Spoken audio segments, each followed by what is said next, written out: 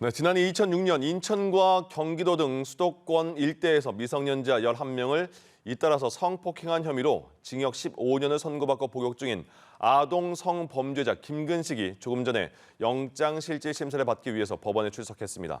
추가 성범죄 혐의가 드러났기 때문입니다.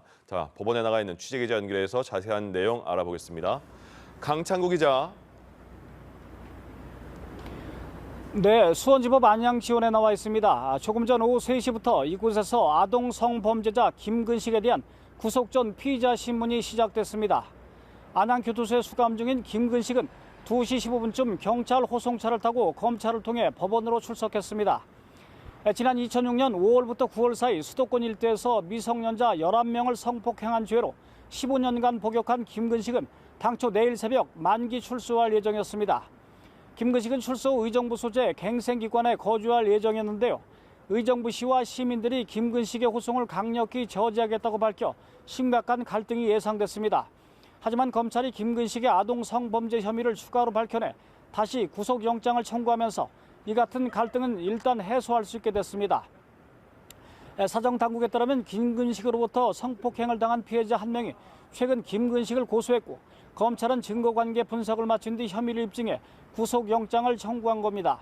피해자는 김근식 출소와 관련한 언론 보도가 대대적으로 나오자 16년 전 미성년자였던 자신을 성폭행한 가해자로 김근식을 지목한 것으로 알려졌습니다. 이 사건은 김근식이 확정 판결을 받은 기존 범죄 사실 외에 추가로 드러난 것이어서 재구속 사유에 해당합니다. 네, 그럼 김근식이 다시 구속될지 여부가 공소시효에 달린 것 같은데 지금 미성년자 성폭행 사건 공소시효 어떻게 되어 있습니까? 네, 지난 2010년 4월 시행된 성폭력 범죄 처벌 등에 관한 특례법에 따르면 미성년자에 대한 성폭행 사건의 공소시효는 피해자가 성년이 된 날부터 기산하게 돼 있습니다.